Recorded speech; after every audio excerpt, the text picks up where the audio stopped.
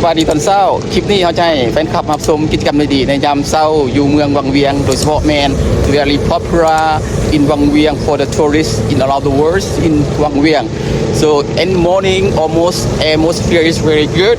so that's why many foreigners or the tourists come to วังเวียง they want to adventure with the and see how it's like กิจกรรมที่นิยมอยู่เมืองวังเวียงตอนนั้นปล่อยไปแล้วลูกที่หนึ่งเนาะก็ยังมีหลายลูกที่จะตามมาเขาจะเบิ่งกันว่าที่คนหรือว่านักท่องเที่ยวมีหน่อยหลายที่จะขึ้นไปอีกซีบารูนเนาะโอเคจอย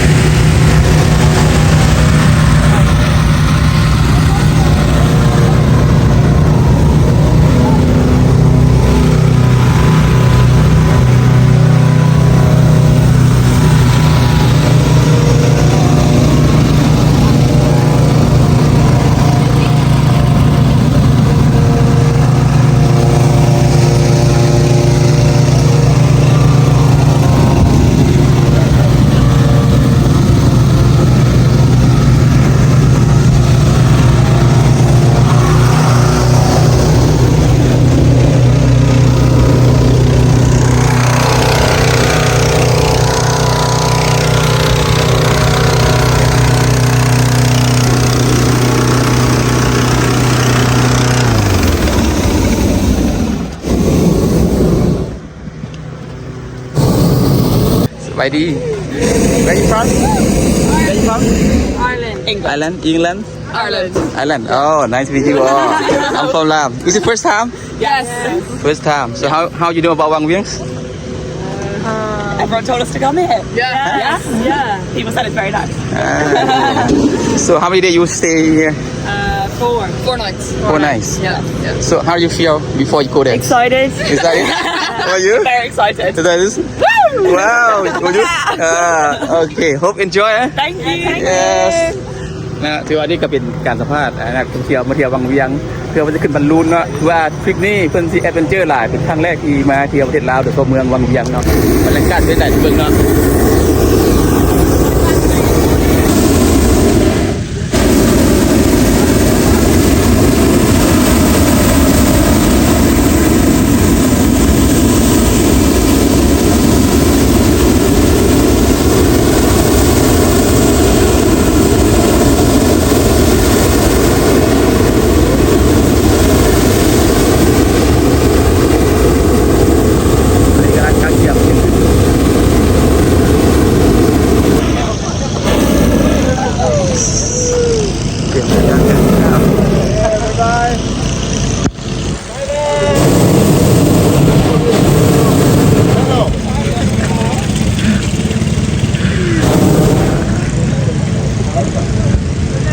กำลังขึ้นแล้วตอนนี้นะเรียกว่า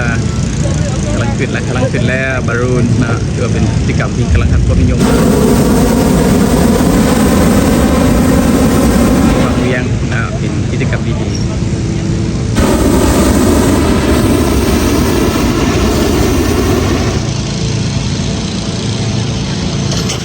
ตอนนี้ทางวิชาการกำลังจะเกี่ยมจะปล่อยบอลลูนin วังเวียง they will enjoy and very popular activity in the morning or the evening especially they will see their good view in the top of the Wang Vieng city and you see the mountains it's very nice and Salah the Wang Vieng is most of the mountains and foresty so lots of things nice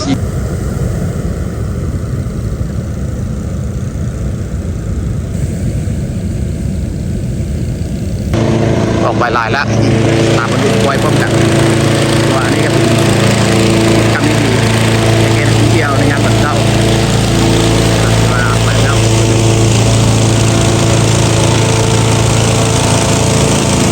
2กำลังขึ้นไป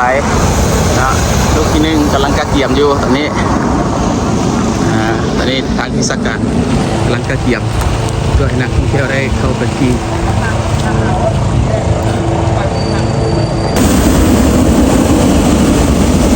น รียมขึ้น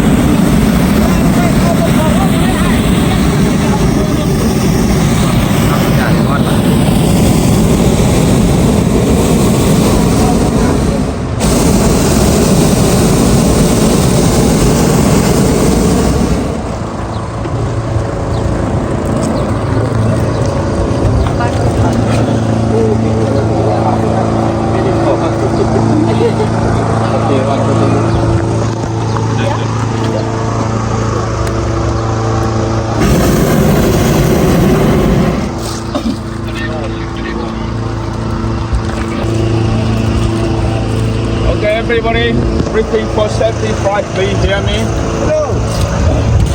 We have minimum 25 minutes on the sky. And when I stop landing, please bend your leg and put your hand in rope like me. Okay, and when the balloon touch in the ground, please don't outside because if outside, I lost the weight. And I go up again, not good for me. Okay.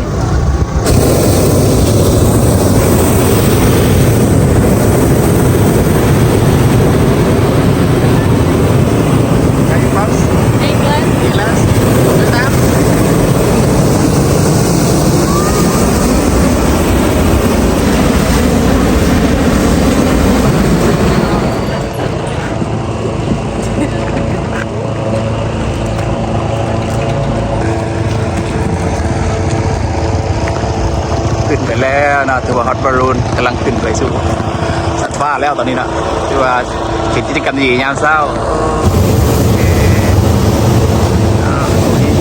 ขึ้นไปแล้ว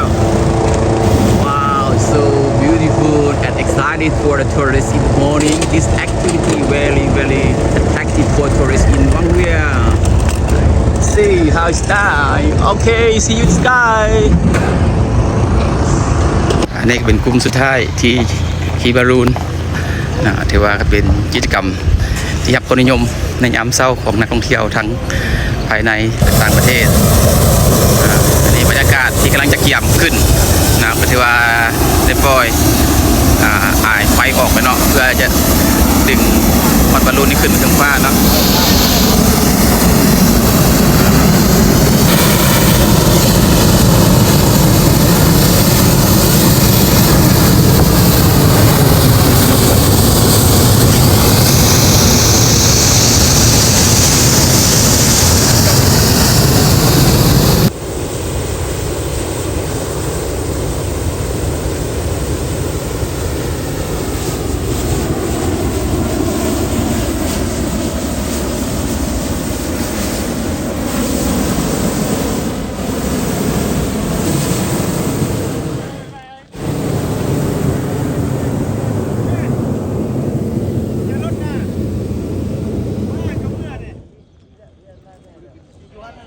ไปแล้วลูนที่พบก็ขึ้นไปยังงามกิจกรรมที่ดียามเช้าซึ่งขึ้นไปถึงคุณจะเห็นวิวงามของเมืองบางเวียงเป็นภาพ360องศาเห็นความงามของธรรมชาติเมืองบางเวียงแสดงที่กลายเป็นสิ่งที่ความนิยมแก่นักท่องเที่ยวทั้งภายในและต่างประเทศพัดบอลลูนนี่ราคาก็สูงสมควรเนาะสำหรับเราเขาก็รักร้านเหมือนกันเนาะ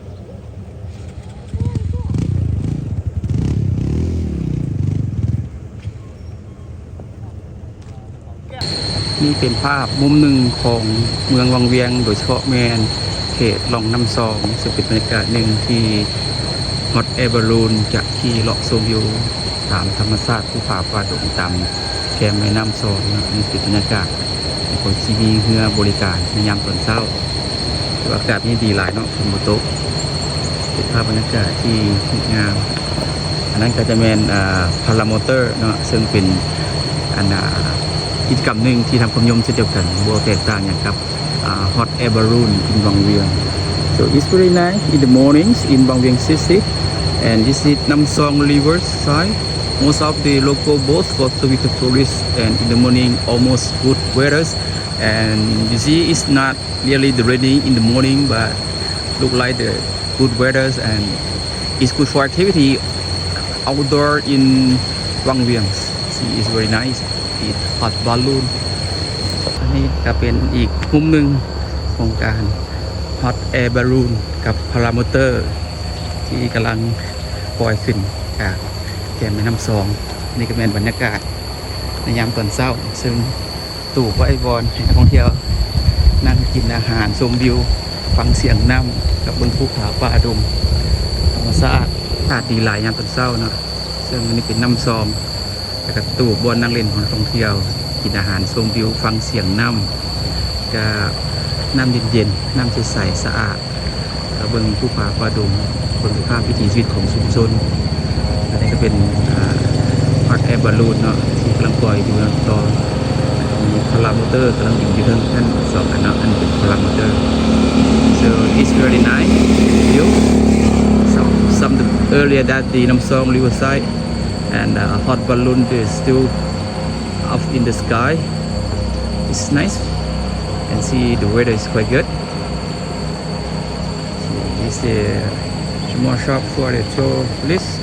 to sit down enjoy drinking and food and the clean waters and cool waters and see nice yellow school view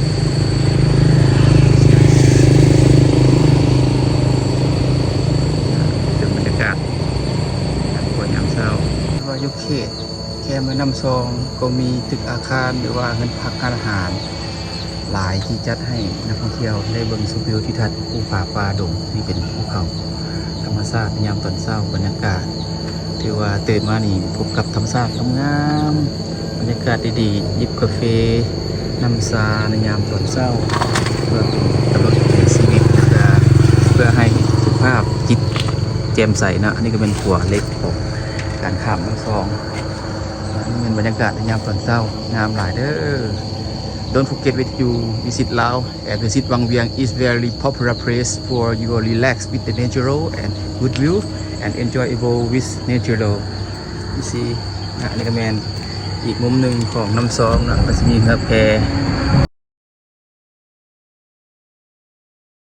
ขอขอบใจหลายๆเพื่อนครับที่รับชมคลิปจนจบหวังว่าคลิปนี้จะเป็นสิ่งหนึ่งที่อยากดึงดูดให้ผู้อยากมาเที่ยวประเทศลาวโดยเฉพาะเมืองวังเวียงเป็นบอนที่กำลังรับความนิยมหลายและเป็นสถานที่ที่เหมาะสมสำหรับการมาเที่ยวแบบธรรมชาติและแอดเวนเจอร์